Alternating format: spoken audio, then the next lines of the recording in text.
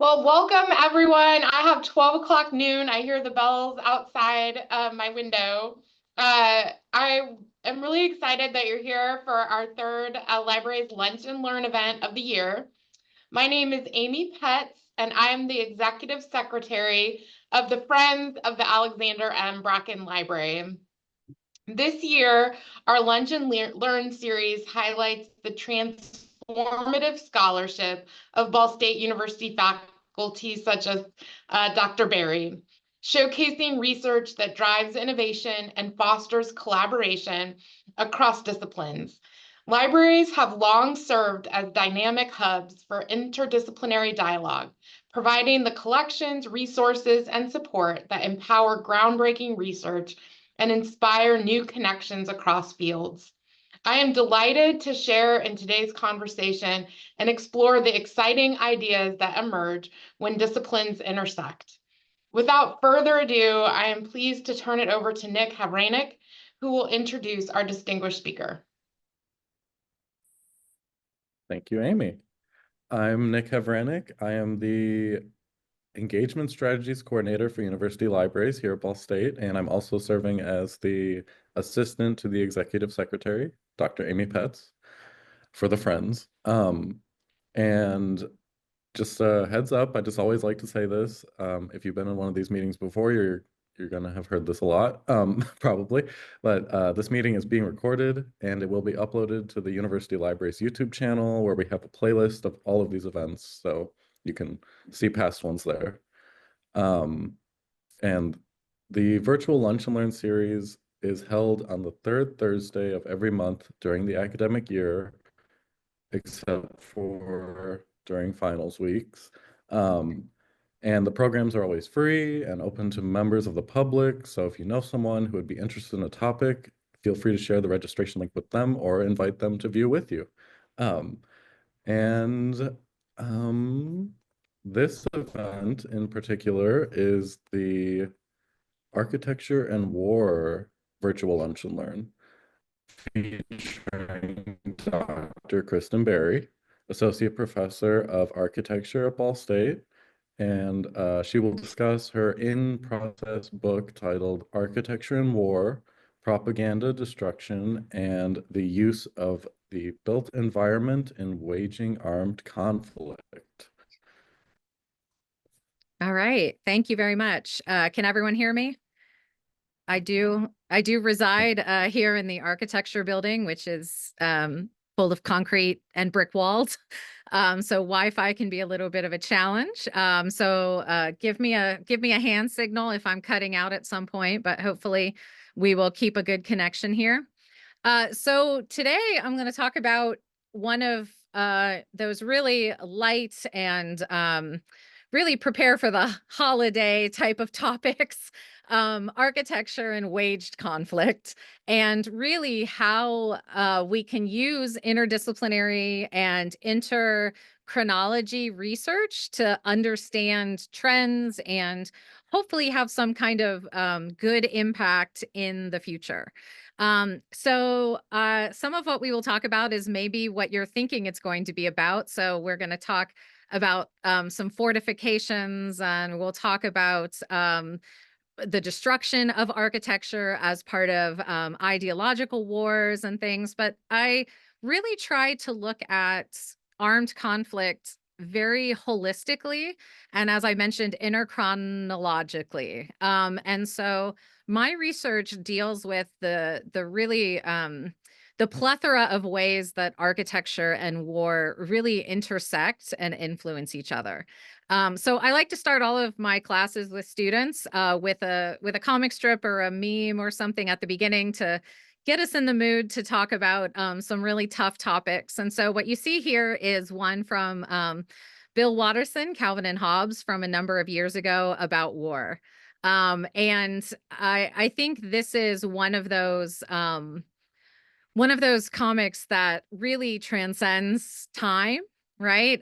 It's not directed at a particular war. It's not directed at particular, really, it does mention American defenders of liberty and democracy, but in reality, it applies to a lot of things. And I think what you'll see today is that's what a lot of the theories that I'll discuss also do. We see history repeat itself constantly. And so acknowledging that and trying to learn from it is really what my research does. So today, the sequence of what we're going to do is really this series of sections. And so my book that I'm working on is divided into these 4 sections because these are the primary ways that I see this interaction happening. So the first is what happens at the beginning of conflict or conflict itself as the beginning of culture, society, religion. So we'll talk about the Trojan War a little bit and other cosmologies that deal with conflict. We'll talk about protests, revolts, revolutions. Those are, the beginning of conflict, colonization, refugees and forced relocation. Won't talk about that as much today, but that is, again, this major beginning of conflict category. And then we'll talk about design during conflict. So cultural divisions in particular between the East and the West and in what we would call cultural conflicts, destruction and cultural erasure. Again, I think that's one of more common themes that we'll talk about. Same with, excuse me, physical boundaries and walls. But we'll also talk about hidden and faux cities and buildings, megalomania, the architecture of power. So using construction as intimidation. A little bit about the early 20th century and the dissolution of monarchies, because that has a big impact during conflict. Excuse me. We won't talk about it as much today, but one of my research areas is gamification technologies. For example, virtual drone warfare, distancing yourself in that way from conflict while still being a part of it, the psychological analysis of that. So that's also part of my study, but again, not much that we'll talk about today. And then we'll talk about the results of conflict. So what happens after? Social inequity, marginalization, gentrification, removal. Rebuilding cities and nostalgia. We often look at this through the perspective of World War I and World War II. Excuse me, but there is a transcendence to that, as well as memorials, memorialization, looking at trauma and memory and how these impact not only the way that we design, but the way that we feel within certain designs. And then finally, the idea is to end with what are the future implications of this? How can we look at conflict through this very long lens of history and make recommendations maybe to mitigate loss of life, loss of architecture, loss of heritage. And that looks at what are the perpetuations of war? Why does history repeat itself? We'll look at the idea of like ethereal monuments, again, this idea of transcendence, and then hopefully close with empathy. And I'll talk a little bit about that because that's one of the most recent prevailing theories of ending conflict altogether is really through empathy. So let's dive right in and start talking about war at the beginning or war as the beginning. So the idea of cosmic war. And I'd like to show this image of an artist reconstruction of the Shield of Achilles. And the Shield of Achilles is described in Homer's Iliad as an actual piece of armor that Achilles' mother asks Hephaestus to produce in order to protect her son as he's about to go to war. And the description of this shield mentions a number of things. And so I have those on the screen, some of the lined descriptions. So the earth, the sky, the sea, the sun, the moon, the constellations. 2 beautiful cities full of people. In one, a wedding and a law case are taking place. The other city is besieged by one feuding army, and the shield shows an ambush and a battle. A field being plowed, a king's estate where the harvest is being reaped, a vineyard, straight-horned cattle, a sheep farm. a dancing floor where young men and women are dancing, a great stream of ocean. So all of these descriptions, when you look at them, are probably relatively ordinary things. But the importance of this description and of the shield itself within the story is this greater cosmology of Greek life and history. So what we see in this description are the good and the bad of everyday life, essentially. So a wedding and a law case. So we have unity, right? Two families coming together, a law case, justice, presumably equity, and then, war on the other side of this. So we have the good and the bad. In this case also, a field being plowed, they're trying to get these seeds to grow, being plowed for the third time. And then on the other side of this, a king's estate, the harvest is already being reaped, right? And so what I use this as, and what a lot of us believe Homer wrote it as, is this allegory for Greek life. Essentially, this is what the Greeks are fighting for, with the good and the bad. And that is a theory and a theme that really perpetuates in a lot of early myth histories or cosmologies of ancient civilizations. So I list a couple of them here just to show you that this is a world theme as opposed to just this very Western theme. So the Trojan War becomes really the beginning of history, not just for Greece, but eventually for Rome and for almost the entirety of Western Europe. So this is the initial battle, essentially between good and evil, chaos and order, where the Greeks are depicted on the good side of this, and the Trojans are depicted on the bad side of this, and that this is the ultimate war to maintain Greek life, essentially. And then in the Hindu religion, within the India region, we have Indra and Vritra, who is a demon. So again, the overcoming of the demon by Indra in this battle, ultimate battle between good and evil. The story, the Ramayana, excuse me, is again a story in Asia related to these deities. The stories of Horus and Seth that come from Egypt, again, with Horus representing order and Seth representing chaos. We have Aesir and Vanir War. These are in the Nordic countries. Again, the battle between the good gods and kind of the giants or evil. The deity Huitzilopochtli, that's for the Mexica down in Mexico, again, a deity of war. Popol Vuh is a story about cosmic balance, essentially, for the Maya down in Mexico and Central America. The Amaruanwe is, again, same thing, Inca story of kind of the ultimate war between good and evil, and this goes on and on and on and on. And what we can draw from this, and really the themes and allegories that are associated with each of these stories, is that there has to be the evil or the chaos and the good or order together. So all of these stories, once good triumphs over evil, that's not the end. It always restarts, and chaos is always trying to come back. And so what it tells us is that there is something inherent in needing both of those things in life, and in order to represent real culture. So that's really where I start my discussion of war, is that this is a long-standing thing. For thousands of years, we've been looking at conflict. And conflict seems to be the beginning of a lot of civilizations and how they trace their histories. And so how can we begin to see that over different areas, over different chronologies? So another theme that comes from this beginning of conflict is spaces for protest. What we know is that space is essentially a symbolic stage for social movement, and it manifests then in a number of ways. The architecture or the city can be the backdrop for this protest. It can occupy symbolic spaces in order to call attention to them.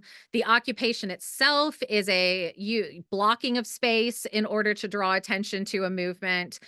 There are moving demonstrations like marches or rallies. The idea is to move through these spaces to make a lot more contact geographically and with populations. And then we see, especially with photography, or the invention really of photography, the aesthetic quality of the space becomes much more important. Now, this comes with a history of, we can't look at anything without a historical context. So the history of photography, the historical context for that is painting.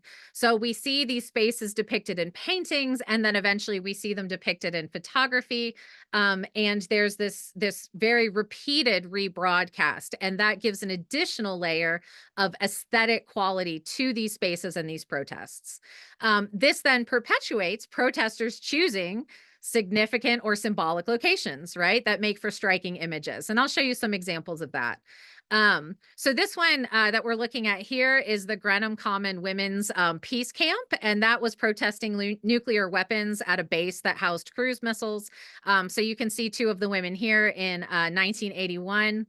With that protest. Of course, this is one of the things that many people remember, the sculpture Goddess of Democracy in 1989 from Tiananmen Square.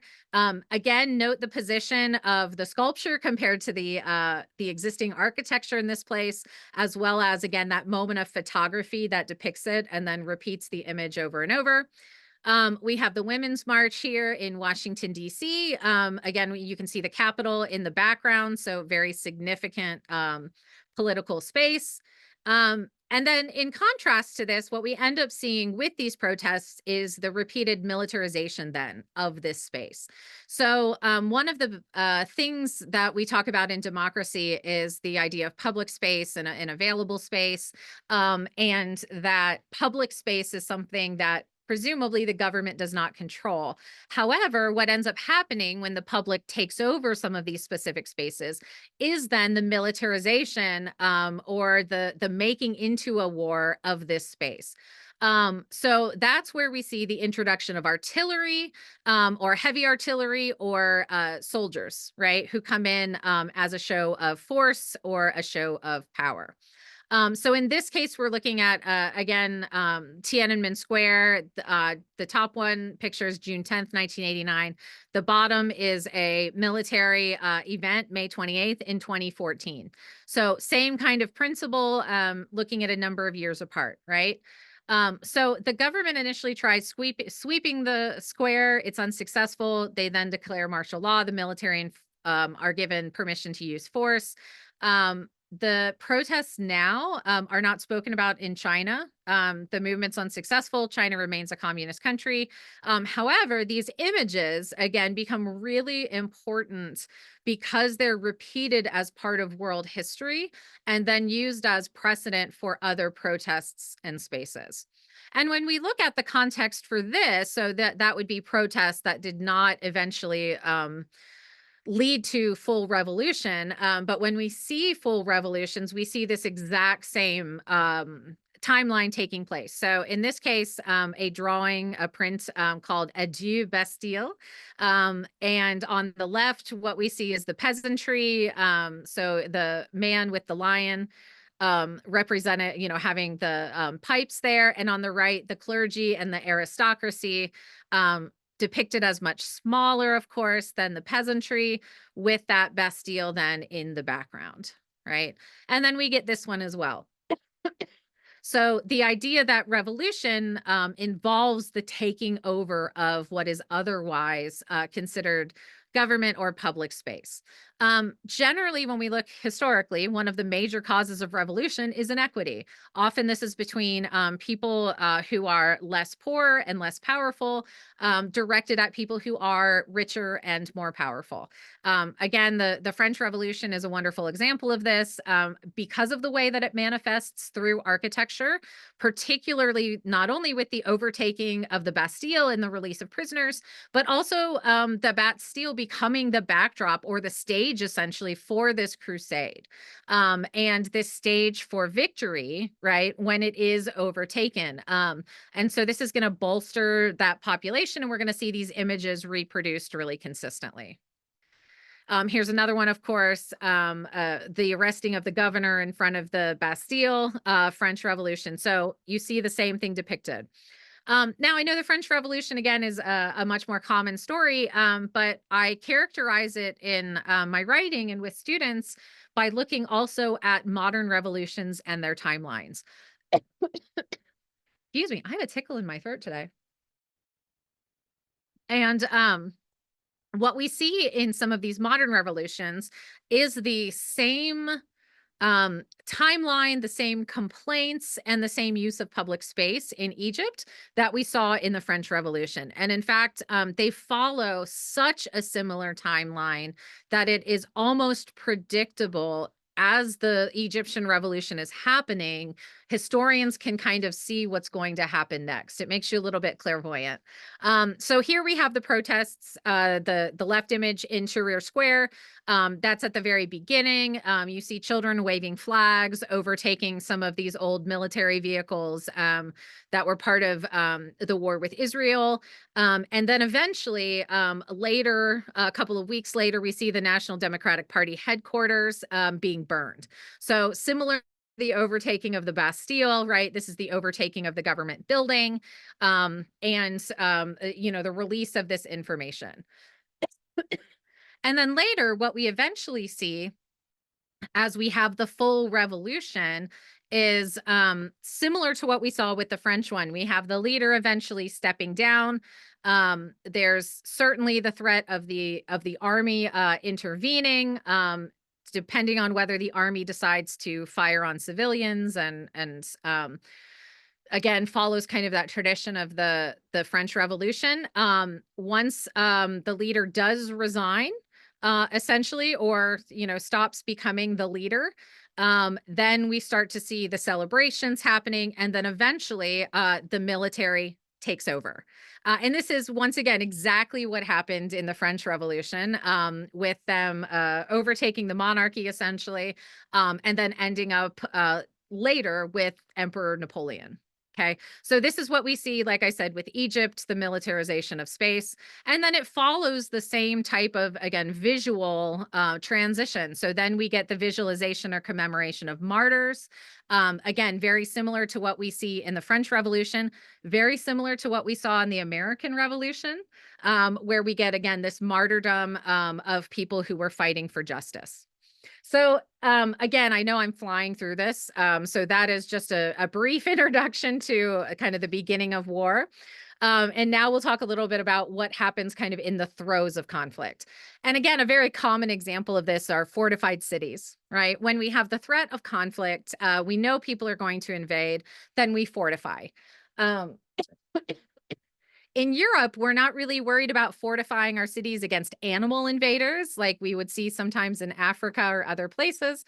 But instead, we are definitely fortifying against people. And a great example of this is Aigues-Mortes in France, which is a still existent fortified city. You can see the monumental gate here, as well as the crenellations on the wall so that people could shoot arrows if anyone was approaching. And then we see with this kind of additional fortification, really the targeting of architecture. So the architecture itself, because of often its political connotations, it becomes symbolic or rooted in ideology. And that, of course, makes it a target for those wishing to erase or demoralize particular populations, get rid of the ideology, right? Reverse the symbolism. And what we see over time is that people are very emotionally connected to buildings. It often has to do with their memory and their context. If you think back to, for example, the house that you grew up in, the apartment that you grew up in, there's a very specific connection that you have to that, right? And whether that was a good or a bad memory, there is still that connection and there's a feeling. And because people are so then emotionally connected to this, when buildings are destroyed, the effort of rebuilding becomes very difficult. Architecture is also unique. It is timely in a lot of ways or contemporary in a lot of ways. And so we see people deal with this targeting very differently. So creating a direct copy, some people would say, does not acknowledge the destruction of the original, We'll talk about this in a little bit. And so designers often then have to weigh these value systems when approaching buildings that have become targets. So a good example of this is the Reichstag in Berlin, Germany. And this is what it looked like following World War II. It was absolutely a target. Um, so we'll go back then. I like to show you how this happens kind of pan chronologically. So we go back to the Greco-Persian Wars for an example of this. There were a series of battles between the Achaemenid Empire in Persia and the Greek city-states. They were both wanting control over Asia Minor, which is, Western modern Turkey. So we have a number of battles in the 5th century BCE, but the big climax was the occupation of Athens by the Persian leader Xerxes. So that happens during the second invasion in 480. And this has a major impact, not just on Greece and Athens, but on the entire then Western world from there on out. So during the 6th century, the Acropolis is really the main sanctuary of the city. It's an extremely religious location dedicated to patron goddess Athena, as well as some other deities. The Greeks are defeated at the Battle of Thermopylae, and this allows the Persians into this city. When the Persians invade, they destroy the temple of Athena that was there, and they razed the Acropolis. So destroyed it entirely. And for the Athenians, this is not just an insult, because of course it's one of their main sanctuaries, but it is so demoralizing that it takes about 100 years to decide to rebuild the site. And, the Persians know that, right? And so this is why they chose that site. They knew how personal and important that Acropolis site is to the Athenians. And therefore, their ultimate war was going to be much easier if they completely demoralized the Athenians to the point where they don't want to fight back. And that's kind of described here in Herodotus, who is an ancient historian. And he talks about what happens when then people come into this city. There are a few people had barricaded themselves into the Acropolis, but they couldn't resist. There was basically a worthless defense. The Persians burned everything. They didn't want to listen, the Athenians, to a truce, and so the Persians destroyed everything in sight. They burnt the whole of the Acropolis. And the idea here is to prevent the Athenians from fighting back, essentially. Now, from this, 100 years later, we do get the Acropolis as we know it today, because we have the leader Pericles who comes in and says he wants to rebuild essentially the Golden City. It's time. We've had peace now for a while. And they rebuild the Acropolis, and we get this perpetuation. But the long-lasting effect that's there is thousands of years now, 2,500 years of a conflict between Western identity and more Eastern identity, especially Near Eastern identity, and these constant culture wars. And so again, when we look at targeting, we can go all the way back to the Persians and say, people pick architecture that is significant to other populations. If you burn something that nobody cares about, then it's not going to demoralize them. But if you take everything that they care about most, then they may not fight back. And so then we begin to see this in modern history as well. So architecture targeting is often based on religious ideology. That's a significant driver. So the Bamiyan Buddhas are an excellent example of this. This particular sculpture referred to as Salsal. So these were built in the 6th century in Afghanistan. They came under attack a number of different times. In the 12th century, eventually by the Mughals, Persian king. In the 1990s, the Taliban targeted them, where you can see some holes from gunshots, and then eventually they were blown up, dynamited in 2001. The Taliban considered them part of imagery, again, religious imagery, which Islam does not follow. And that part, then they also punish the local population as part of that. And so the Bamyan Buddhas are an excellent example of us still seeing this. And what's interesting is, again, these were things that stood for a very long period of time. For example, Soviet soldiers here posing with them in the Soviet-Afghan War in the 80s. So we see religion obviously as a target. I think we've seen it even more often. We saw Al-Qaeda target a number of things, Al-Qaeda, as well as ISIL targeting some of the Syrian sites, ancient Syrian sites. So religion as a target has always been there, essentially. But we also see government buildings as a target. And again, we can go back to the Bastille, we can go to the Democratic headquarters in Egypt. But of course, you see here the bombing of the federal building in Oklahoma City with, again, the intention of starting a war in some ways. We see the aftermath of the 1993 bombing of the World Trade Center, same thing. In this case, capitalism as opposed to the government as a target. And then I think the one that the vast majority of us maybe remember very deeply, the targeting of the World Trade Center in 2001 as well. So again, capitalism, or this ideology that these buildings represent, as the ultimate target.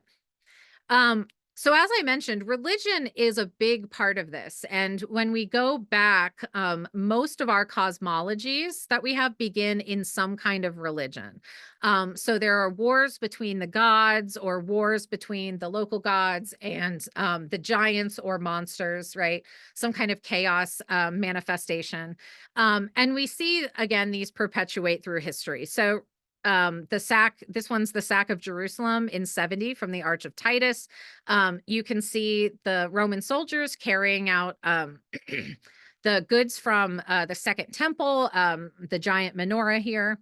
And then we have the Crusades that come about 1,000 years later. The Crusades were a group of Catholics coming from Western Europe and going into other areas to take back the Holy Land, was their suggestion, after the rise of several other religions. So of course, what we have again in this waging of religious war is often in opposition to those actual religions, most of which call for peace. So this is kind of an interesting example where we see crusaders of a particular kind of sect of this Catholicism moving through a lot of cities and doing quite a bit of damage as part of these crusades of, I guess, religious dominance. And then from this, we get carryovers. So this is Jerusalem, actually, broken down into the major quarters that we have now. So the Christian quarter, Muslim, Armenian, and Jewish, as well as part of the combination of Jewish quarter and Muslim quarter is the Temple Mount and the Dome of the Rock. So we have these cities still with this very significant religious and cultural conflict that still has not been resolved because the underlying issues are so inherent and related in the physical space. So here that is again, and there's that site that we were talking about there. Again, iconoclasm is a big part of this religious destruction. So this is the destruction of Jonah's tomb by ISIL. So this not only elimination of something that people feel is against their particular religion, but again, adding in that layer of demoralization and keeping populations from fighting back, essentially eliminating what they have to be fighting for, right? The destruction of Hatra by ISIL, I would say that is probably one of the more prolific terrorism groups that we have that targets architecture specifically. So to counter this, what we have then is often an architecture of defense, right? If people are going to come in to destroy our stuff, we're going to put a wall up around the stuff. So these first uses for architecture after religion and housing in the history are for defense. Walls and fortifications are are early types of architectural defense systems. But the intentions originate not just in keeping out invading armies, but we also see these create symbolic systems. They differentiate a space between us and them. If you think back to ancient Rome, there were statues at the edge of the city where you knew if you were passing past that statue that you were not only leaving the city of Rome, but that meant that you were outside now of the protection of Rome. You were no longer part of Rome. And it was more than just a geographical location. It was the protection of the army. It was commerce, all of those things. So the Great Wall of China is a wonderful example of this. Most of it's built in about the 3rd century BCE, but we know that it goes back to about the 7th century BCE when we start to see invasions coming into the country. We also see walls that differentiate. In this case, Hadrian was well known for conquering areas through warfare as a Roman. He expanded substantially, particularly into Britain and controlling portions of Greece. And wherever he went, he marked that Roman territory with a series of walls to separate what he considered to be the Roman citizens from the barbarians. So he would put up a wall and say, everybody on this side of the wall is a Roman, everybody on the other side is a barbarian. And he used this against the Gauls in France. He used this against the Celts in Britain. And so it was a way of differentiating an us versus them. You can see a couple of them here that are still extant in the United Kingdom. So the Antonine Wall and Hadrian's Wall right here, which are, again, not something that really prevents, they would have been higher than this, but not something that prevents invasion, but instead marking of that territory. This is one of Hadrian's constructions in Greece, actually in Athens, and it points, it's actually kind of in front of the Acropolis, as most things are in Athens. So on the area toward the Acropolis, it reads, this is Athens, the ancient city of Theseus. And on the other side, this is the city of Hadrian, and not of Theseus. So that's the Roman side, right? The city of Athens is still Greek. However, I've claimed this part of the territory. I have to be honest, there are 2 possible translations of what this means. One claiming part of the city, and the other suggesting that really he was overtaking the entirety of Athens and saying that essentially it used to be the city of Theseus, but it is now mine. So I just wanted to give that caveat. And then, of course, as I mentioned, we have these walls to defend. So the ones that you're looking at here are some with a dry moat around them from Caesarea Maritima in Israel. But these types of defensive walls are really common when we start to see warfare used to colonize. So a lot of these types of fortifications were used to protect royal families on estates. Some were battered, which is slanted like this, to keep people from climbing them. They would get very slippery, especially if they were covered in water or blood for that matter. And so we see fortifications used as a colonizing type of thing. So when we start to see, especially the rise of colonization as a form of expansion in the Middle Ages, and then later in the Renaissance, the design of these fortifications gets more complex. What you'll notice in some of the other things that I'll talk about is the idea that as technology gets more prolific, architecture also increases to meet that technology, or architectural design really kind of manifests in a much more detailed way to react against that technology. So a lot of architecture artists are hired to rethink how architecture can resist different types of artillery. So Henry VIII is one of these people who was very worried about invasion from Catholic France and Spain.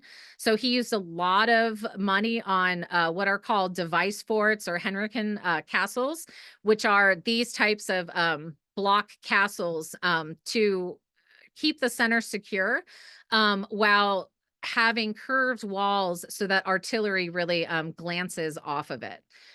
They were rarely used. He did not get invaded as much as he thought he was going to. But here's the real example of that once it was finally built. But we also see a lot of these fortifications that were eventually used in these designs. So you can see this one is a French territory.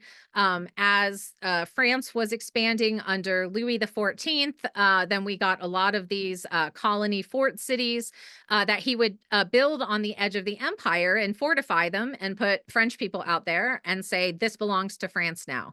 And therefore, because these forts were difficult to be invaded, that's how he would expand the territory.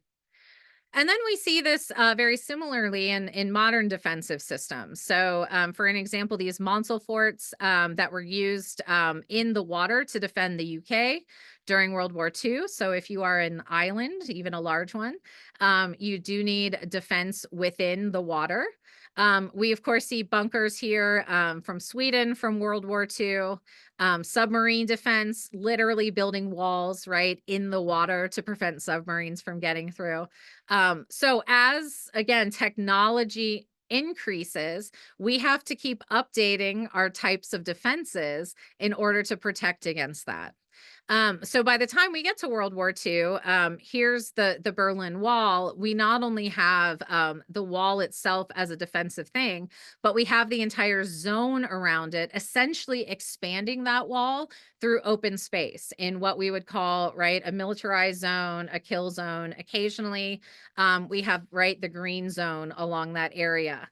And so the wall itself almost becomes non-existent. It's all of these layers of other things that are creating the wall. So as this innovation continues happening, innovation breeds innovation. So we've come through different types of artillery. We've come through different types of maybe gun power. And by the time we get to World War I, now we have planes, right?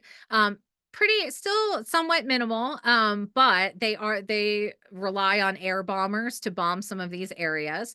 And so we get the innovation of, okay, now that people can bomb us from the air, how on earth are we going to protect the architecture, right? We've protected it from the invasion on the ground, but we can't do it in the air yet. And so this is a really interesting example of what France plans. They actually design a sham city outside of Paris to make it look like Paris from the air. So they had a fake Arc de Triomphe, a fake opera house. Remember that we're not really dealing with radar at the time. We're dealing with maps of monuments that people are literally looking out the edge of an airplane to see. And so they're trying to trick those air bombers by making these big landscapes look like they're the city. This fake city was situated 15 miles from Paris. It was never completed or used, but they did use the idea then later in World War II. As part of this also, we get decoys, right? So that was using kind of Paris as a decoy or a fake Paris. In this case, we have, you can see inflatable tanks, all of this related to air bombers. The British designed what are called Q sites, so areas with a lot of lights to draw bombers away from airfields. Starfish sites mimicked cities. Blackouts then, of course, were used in Britain to dim the full city and then turn on the lights elsewhere again to kind of prevent bombing of the city itself. We also have this in California. So we had the threat of invasion on the Western coast. And so the things that were housed on the Western coast, like the airplane factories and weaponry factories, in this case, the Lockheed airplane factory, also got camouflaged because if you were looking from above, you would think that it was a regular city. What gives it away, of course, are these lookout towers right here to see if anybody's coming. Then once we get into World War II, I know I'm speeding through this, I apologize. We get into more of an architecture of power. And I think, again, most people know a lot more about this than some of these other categories, so I won't spend a ton of time on it. But the Nazi architecture in this case is so full of ideology that it's really important to point out why they were building the way that they were. So we can, again, learn from this and recognize. So the Nazis were interested in essentially creating a new Rome. They were trying to iconographically relate to Rome with its expansive army, with its total control. And so they used the architecture and the imagery as propaganda to demonstrate this type of power. So the Roman eagle was a big symbolic thing in Rome. It was carried, the Roman standard carried a golden eagle. And as as you can see here, this is an eagle carrying the swastika. And then, of course, what happens at the culmination of World War II is the complete destruction of Hiroshima and Nagasaki, and then the rebuilding of some of this as part of memorialization. So the utter and complete destruction of architecture in this case as a way of ending the war.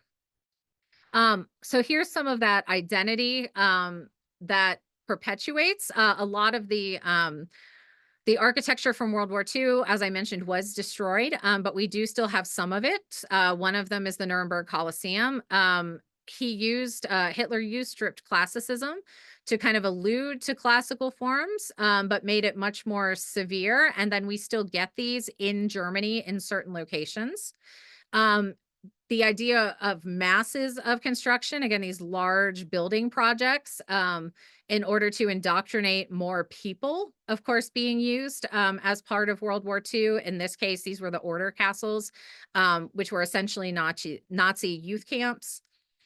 And then, excuse me, after conflict, we still see architecture being used in a variety of ways. One of these, of course, very symbolic in the triumphant architecture, or these triumphal arches. This is a tradition that comes from Rome, but in this case, used following the French Revolution and the Napoleonic age. And then eventually we get this recovery and rebuilding. And this is where some more interesting themes begin to come out. One of these is where we go in our regular everyday life when it comes to architecture. So I mentioned it takes quite a while for the Acropolis to be rebuilt after the Persian Wars, because there is this sense of demoralization, of anger, of confusion, not knowing what to do, not knowing where to go. And we see that in a number of different ways after a number of different conflicts. So one of the key figures that we look at as part of this, is Buckminster Fuller. And he says, you can never change things by fighting the existing reality. To change something, build a new model that makes the existing model obsolete. So what we see, especially in the United States following World War II, is the perpetuation of architectural forms that are very similar to the forms that we had prior to World War II, because we have a hard time as a world society moving past the original model when it's destroyed. So going back, an example of this, of course, is Haussmann's project for the New Paris. This is when Napoleon III comes to power. Paris has disease, it has crime, there are narrow streets that allow for blockades, revolutions, right? The barricade is a big theme in the French Revolution and part of a wonderful musical I think many of you have probably seen. And so what Napoleon III does is hires George Haussmann to completely redesign the city so that barricades can no longer be built. So he designs a number of avenues and boulevards throughout the city that not only widen the streets to prevent barricades from going up, but also allow armies to march in more easily into some of the poorer areas of the city. And he cuts through some of the poorer areas of the city in order to break up those populations, have people move out, spread out those populations. So not only can they not physically have a revolution with a barricade, but ideologically, they're not in as good of communication anymore, right? They're not meeting on a regular basis in the evening at the bar saying, hey, let's overthrow the government, because they live in totally different places. We also see in the United States, after this major conflict, World War II, the expansion of the national system of interstate and defense highways. So this eventually becomes our interstate system. But one of the reasons that we have it is to move military equipment across the country. So what we realized was America can be involved in wars that can be attacked from both ends of the country, really from all sides, right? And we need to be able to move tanks and planes and military things easily throughout the country. So the US highway system is based on that movement and being able to facilitate that. But then with it comes, of course, an expansion of architecture into the suburbs, right? Interstate makes it easy to get into the city from a suburb. And so we begin to see this proliferation of the 1950 suburbs. Now, what I talked about initially in this rebuilding is that there was a specific aesthetic that people were thinking of in building these new houses. There were a lot of great innovations really that came out of World War II. One of these was the Wichita House by Buckminster Fuller. And his recommendation was to convert one of the Beech aircraft factories into a house production factory. It was going to use these factories that were no longer being used because we were not at war, and the materials like aluminum that were not being used because we weren't at war. So it collapsed down to fit into a mailing tube.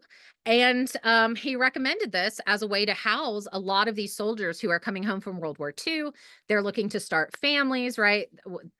We have this loss of a kind of generation of young men from World War II.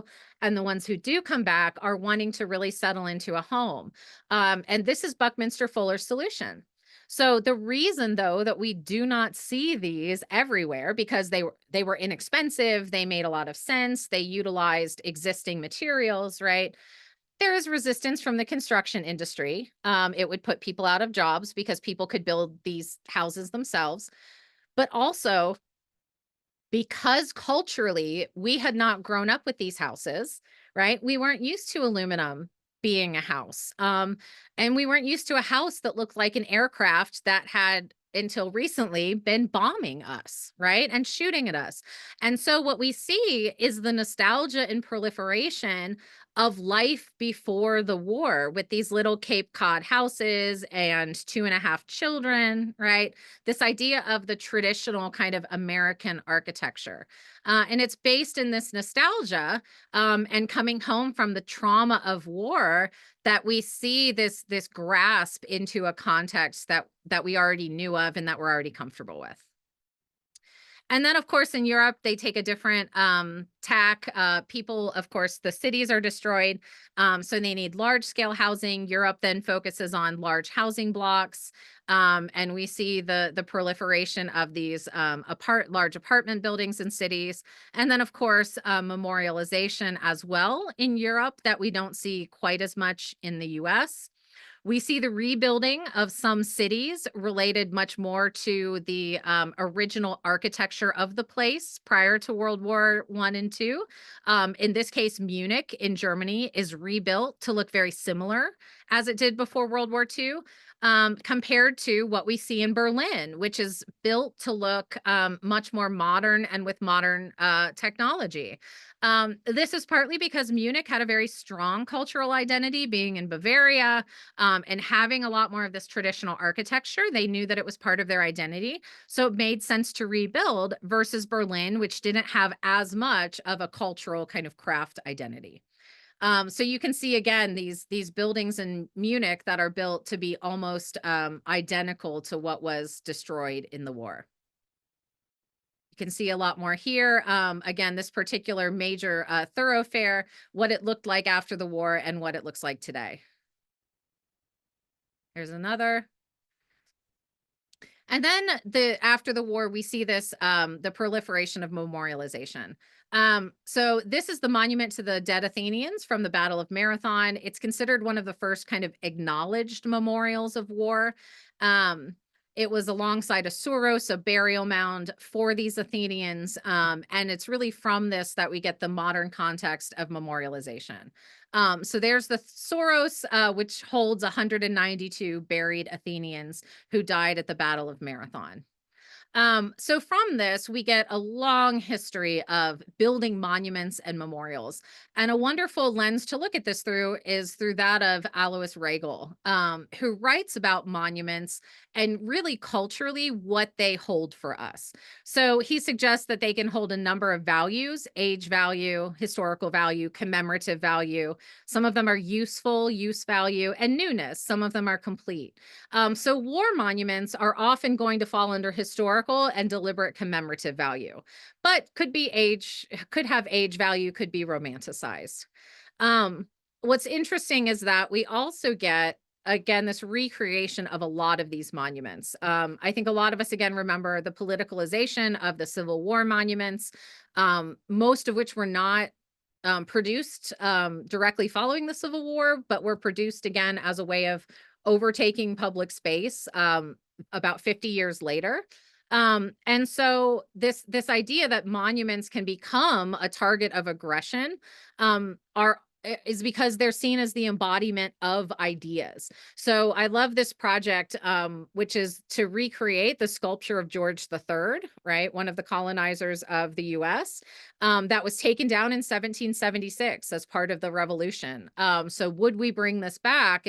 And what does it mean if we do? Does the monument itself represent these ideas or ideas that need to remain permanent? Or is it more of an ethereal monument, right? For the time until it no longer makes sense to have it.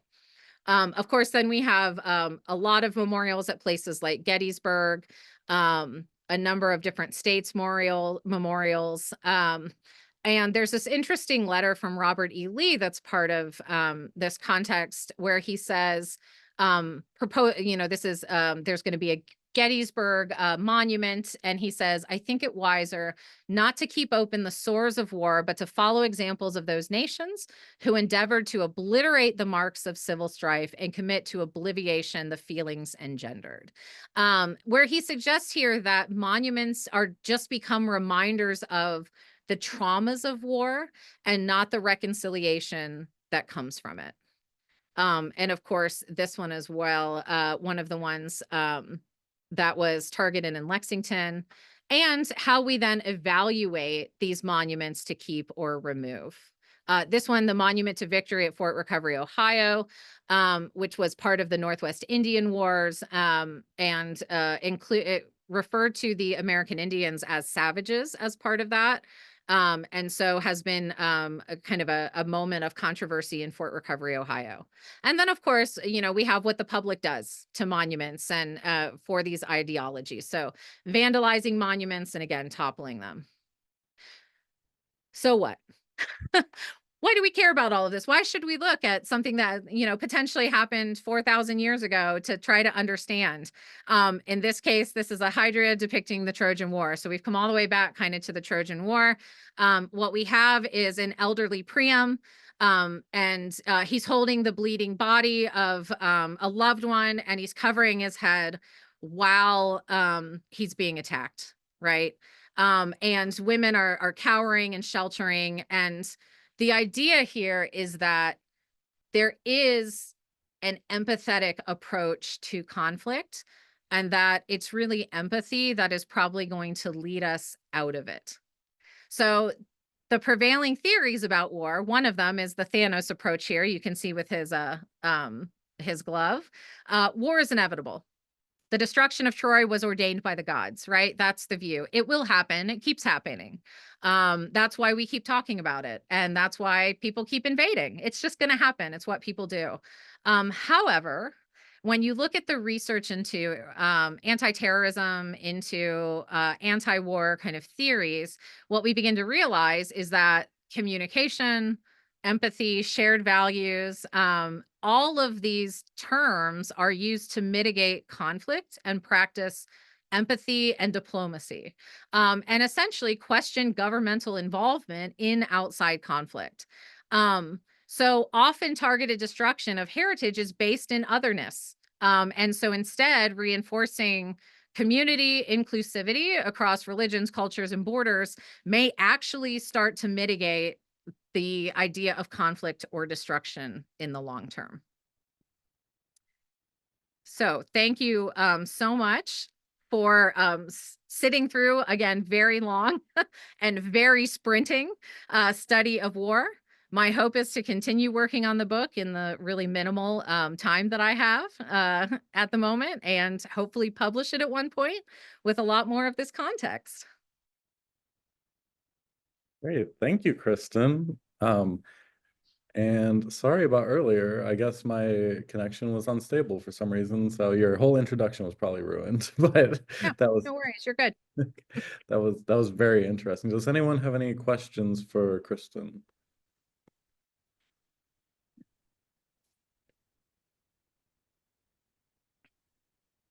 Oh, there's a oh, Alan, I think you might be muted. oh. I have a question for you, Mike and Amy. Are we going to have another session with Kristin? She raised so many, I think, ideas and questions that need additional exploration. There's no way you can do this in an hour. Yeah. We certainly could. Kristin, this was so fascinating. Thank you so much. Particularly focusing on contemporary Yes, warfare and the absolutely. issues that we're going through right now as we speak. Oh, absolutely. Yeah, it would be great to have you back again for another round. There's a question in the chat. Are there any thoughts about what rebuild after Russia, Ukraine, or Gaza, Israel may begin to look like in the future? So, yes. There are a couple of things that people are working on. But what's interesting, and again, I know it was very rushed because I kind of went through everything. The two prevailing theories of how we rebuild are: do we rebuild it the way that it looked, or do we rebuild something new in its place? And there are people who fall on both sides of that. And so what it becomes is a discussion between those two groups of how much compromise there is between that. But I will say one of the projects that I have my students work on, I teach a class on architecture and war, and the students do research projects as part of that. And what I give them is the direction is to do or produce an act of remediation. So basically, it can relate to anything that we talked about, in the class. But often what students choose to do is look at modern conflict and ways to help or remediate in that. So I've had students suggest building community centers, involving people, depending on what the conflict is about, if it's about ethnicity, religion, location, focusing on interpreting all of those things together. Again, this idea of empathy and unity is really the prevailing theory that is going to take us out of conflict. So when you look at, again, people who are in the government and in big think tanks working on this, is it deals with preventing the conflict in the first place, right? That's the first thing. And the second thing is in conflict, how do we work with the populations following? Because often wars have nothing to do with populations, right? The general public. They're definitely the victims of it, but it's not their ideologies. A lot of times that's being fought over. A lot of people are very in the middle of a lot of these, and it's two very extremes or governments that are in conflict, and so a lot of it deals with community involvement and bringing communities together. But the Russia-Ukraine is a huge challenge. Gaza is a huge challenge. I'll tell you one project that's been happening. So I worked in Israel for a while. I worked in a city called Akko or Aker, and it was mostly inhabited by Arab Israeli families, as well as some Jewish Israeli families, some Palestinian displaced peoples. And what we did was involved all of those people on our projects. And what you'll find is that the communities themselves would like to work together. The communities themselves are often not in conflict. It's the extreme members of those communities who are in conflict. And so that's where that empathy deprogramming often from the extremity comes in as really important. Kristin, having lived in or spent time in Frankfurt during the 70s and the 80s, I was informed at that time that Frankfurt, after the war, was required to deal primarily with American architects, that the Americans redesigned Frankfurt, giving it a very impersonal, artificial look. But interestingly, 25 years afterwards, they were evolving the same kind of social problems that the American cities had in terms of families and crime, etc., mimicking. So I think this illustrates the way architecture also can have a profound effect upon its population. Oh, absolutely. Absolutely. Your environment in general affects how you interpret the world, right? It can traumatize you, the environment that you grow up in, if you never feel safe, right? And depending on how you grow up, if you've grown up in a very enclosed place, you might not feel comfortable and safe in big public places. You might be, you kind of don't realize how much is being programmed into you by your environment, because a lot of it's not active.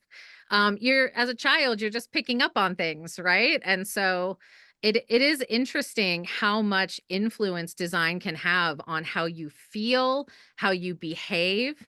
A lot of sociological study goes into architecture because of this. But again, this idea of solutions, everybody has to kind of buy into the same solution, right? And World War II is it's why it's a big part of the presentation. It's what I think a lot of us are still seeing ramifications from, seeing trauma from, seeing understanding from, and so, and that was a lot of how Germany was divided up. There's still conflict between Russia and Germany because of how Germany was divided. And I mean, I get like 2 days in my class to talk about World War I and World War II with my history students. And it is trying to give them everything that they haven't received as far as understanding those conflicts, because it has such an impact on their lives today. I was surprised after World War II that there were not many utopian societies that evolved in the United States. We had somewhat Levittown and Green Hills in Cincinnati, but there were no real utopian movements that I know of that resulted from the trauma of World War II in the United States. That it's not an area of my expertise, but our other historian, Matt Wilson, looks specifically at utopian societies. It'd be interesting to ask him that question, because I can't think of any either, besides, again, these ones that are kind of based in that, again, culture of the Cape Cod house, the culture that's being presented in all the magazines, soldiers, the Levitt towns. Yeah. But I can't think of anything beyond that, except, Buckminster Fuller again saying, we can do this cheaper, we can do this better for people, we can make this efficient. And everybody's saying, no, that house looks like an airplane. That's not where I'd like to raise my children. So yeah, it's a really interesting context. And I think my students don't realize that, a lot of them grow up in these 1950s to 1970s neighborhoods around Muncie or around Indianapolis. And they have no idea that the kind of historical forms that that housing takes is a direct rejection of the newness that could have come out of World War II. Just completely opposite to Europe, which is kind of interesting. Hey, well, I think we went over a little bit in our time, but this was great Sorry. discussion. So thank you. Thank you all for attending. And thank you again to Kristin for sharing her research and her work on her book. It was very interesting. Loved it. Thank you. Thank you. And just as a reminder, our next event will be not in December, because that would be during finals week. So we're going to do it on January 16th. And that will be featuring Dr. Richard Petz, the Associate Dean of the College of Sciences and Humanities and Professor of Sociology here at Ball State. So yeah, thank you all again, and have a great rest of your day. You too. Thank you. Thank you so much, Dr. Barry. That was so wonderful. Sure. Happy to do it whenever. Yeah, maybe come back for Architecture and War Part 2. Absolutely.